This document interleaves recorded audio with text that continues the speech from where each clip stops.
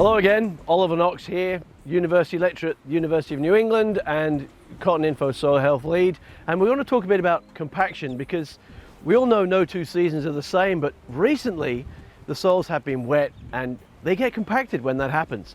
It's been unavoidable and you need to now think about, okay, what do we do about correcting it?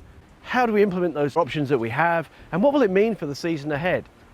Well, the normal rules around compaction are you've got it, so you now need to let the soils recover, and that takes time, and many of you have not had that time. You've gone back to back. So if that's been the situation for you, but you think you've had some compaction, you know it's there, then you've got to be realistic about what that's going to mean for your crops.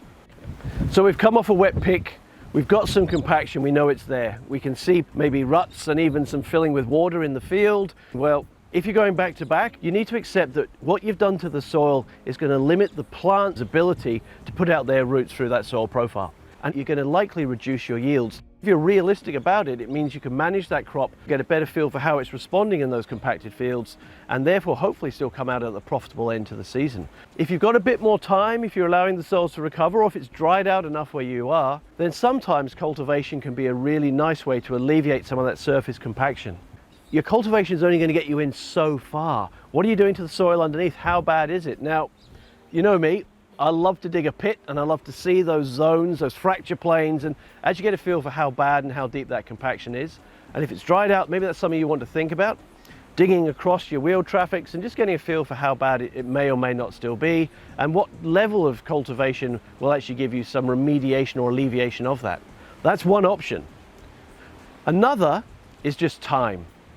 If you're on a smectitic, one of these wonderful shrink-swelling vertisols that so many of us have, then actually time will be another way that these soils will recover. Natural drying periods, natural periods of rainfall actually allow those soils to shrink and swell in such a way that new fracture planes open up, and they do eventually alleviate that compaction.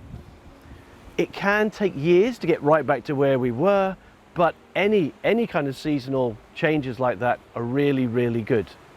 If time is on your side, think about what you plant next, putting in crops that are actually going to take that moisture back out of the profile, allowing that drying to occur, which brings the cracks back into those systems and the structure to come back to our soils is another option.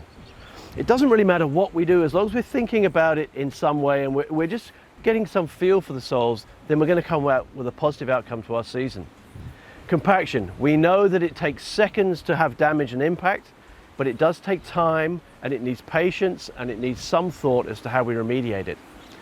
It's not easy, never is, but if you know it's there, if you're realistic about the impacts it's going to have, then hopefully you'll come out the other end of the season feeling really happy about the way you've managed your crop.